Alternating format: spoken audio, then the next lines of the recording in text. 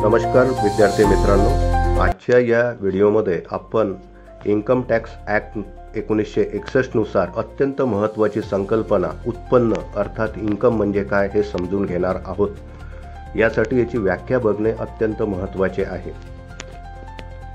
व्यक्तीला वेगवेगळ्या स्रोतांतून नियमित अथवा अनियमित स्वरूपात मिळणाऱ्या रकमेचे किंवा लाभाचे मूल्य म्हणजे उत्पन्न होय। व्यक्तीला उत्पन्न इन्कम टॅक्स ॲक्टनुसार 5 स्रोतांपासून मिळते। यालाच आयकर कायद्यानुसार उत्पन्नाचे प्रमुख स्रोत असे म्हटले जाते। याला इंग्लिशमध्ये हेड्स ऑफ इन्कम असे म्हणतात। त्यामध्ये सर्वात अगोदर आहे इन्कम फ्रॉम सॅलरी अर्थात वेतनापासूनचे उत्पन्न।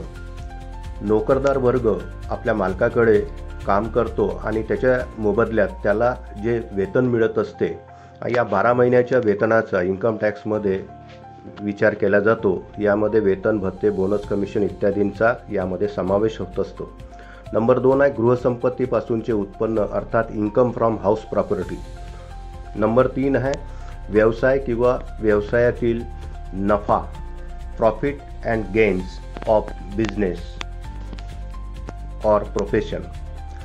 व्यापार, उद्योग, व्यवसाय, स्वतंत्र पेशा, डॉक्टर, ॲडव्होकेट इत्यापासून मिळणारे उत्पन्न याचा यामध्ये समावेश होत असतो। नंतर आहे नंबर 4 भांडवली नफा अर्थात कॅपिटल गेन, यालाच पुंजी लाभ असे सुद्धा म्हणतात। कोणतेही स्थावर जसे जमीन, घर किंवा जंगम मालमत्ता, शेअर्स, म्युच्युअल फंड, गोल्ड विकल्यावर खरेदी किंमत व विक्री किंमत यामध्ये जो फरक राहतो तो नफा किंवा तोटा असतो। यामध्ये 2 प्रकार पडतात, अल्पकालीन भांडवल नफा आणि दीर्घकालीन भांडवल नफा।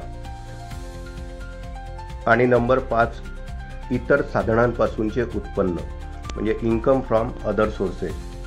वरील 4 साधनांमध्ये न बसणारे इतर सर्व उत्पन्न यामध्ये याचा समावेश होतो, ज्यामध्ये बचत खाते, मुदत ठेवीवरील व्याज, लॉटरी, क्रॉसवर्ड, पझल, जुगारातील बक्षिसे इत्यादी, लाभांश, भेटवस्तू या सर्वांचा समावेश यामध्ये होतो। अशा प्रकारे मित्रांनो, आपल्याला उत्पन्न आणि उत्पन्नाचे स्रोत हे माहीत असणं आवश्यक आहे, जे या व्हिडिओमधून सांगण्याचा आपण प्रयत्न केलेला आहे।